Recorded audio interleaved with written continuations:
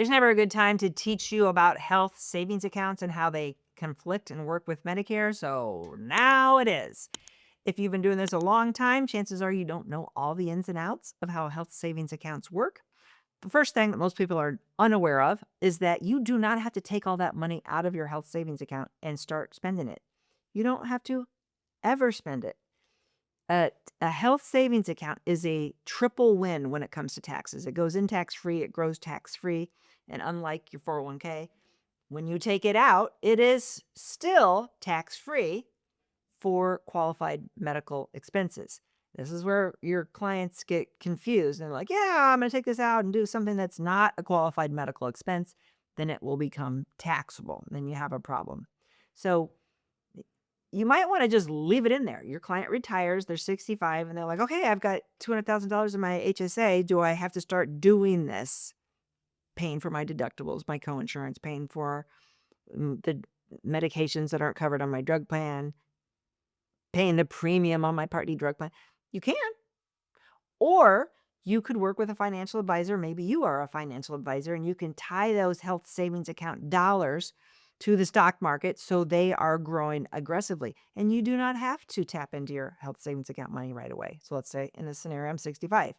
Maybe I wait till I'm 75. I'm healthy. I expect to live a long life. Everybody in my family lives till their late 80s. So everything's a risk, but we're expecting I'm going to live till 75.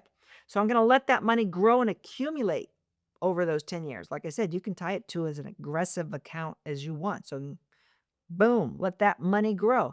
Now, in that 10 years, I can save those receipts. So here's my copay. Here's my deductibles. Here's my Part D premiums. Here's all the qualified medical expenses that I had. And I have a big stack of receipts for 10 years.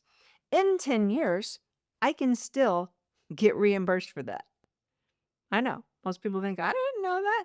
Yeah, there's a lot to HSAs. Now, let's say in that 10 years, my plan was to, live to 80. But in that 10 years, I had a heart attack and I died. All the money's in my account. So if I'm married, I could transfer that to my spouse. It's not a taxable event. If my spouse has their own HSA, it can go in there and be an HSA. It can just be an HSA. Same rules apply.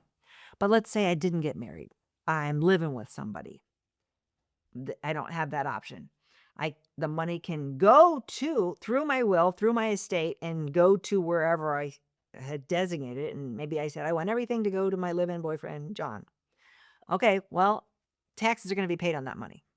So John will get it after tax, which he's still happy. So does it transfer by designation? Yes, you'll have a beneficiary. If you don't have one, it's going through your estate.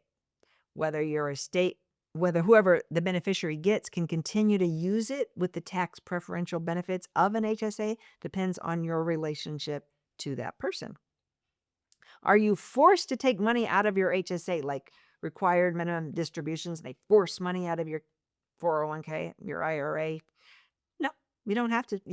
You can say, I don't ever plan to take this money out. I plan to leave this money later. I'm just going to let it grow for my 10 years or 20 years.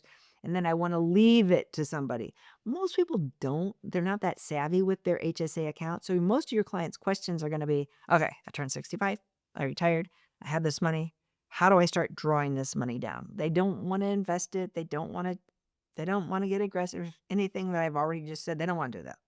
Just tell me how to use it. I want to use this money. So it is tax-free for qualified medical expenses. This would be a good idea if you're with your laptop, to pull it up. It's like 250 different things.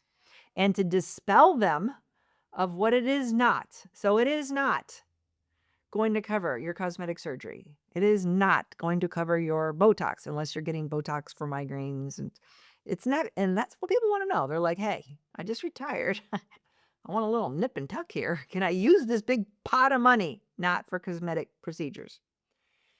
You cannot use this pot of money to pay for your Medicare supplement premiums, which makes absolutely no sense to people. And you just have to tell them, stay with me. I can't make it make sense. I can just tell you what the rule is. So if you have a premium on your Medicare Advantage plan, Most plans do not have a premium, but if you do, you could pay for it with your HSA funds. If you have a Medicare supplement plan, you cannot pay for the monthly premium with your HSA funds, but you can pay for your annual Part B deductible or your copays, depending on what supplement plan you have. Some people say, I don't have any expenses. I'm on a 0 premium Medicare Advantage plan.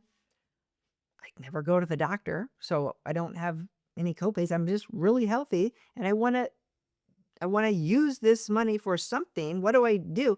You can reimburse yourself monthly for the cost of Medicare Part B.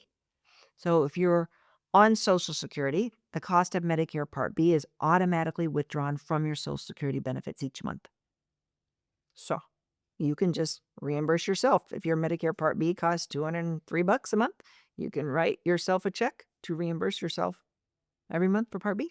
That gets the money out of your account and back into where you want it to be if you want to do that.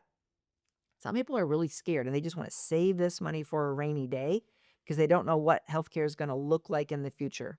And that's not a bad idea, but if you're planning on not tapping it, it's much smarter to tie it to some type of investment vehicle where you can get more growth out of this money.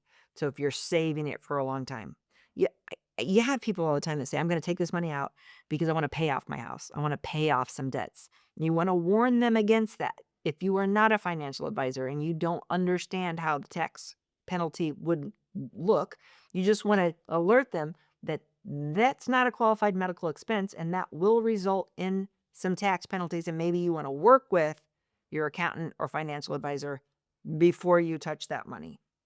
Hope you learned something about health savings accounts. Today, I could talk about this for much longer than this, but if you have more questions, things that I didn't cover, ask me in the comments below. I'll be happy to answer them for you. Thanks for watching.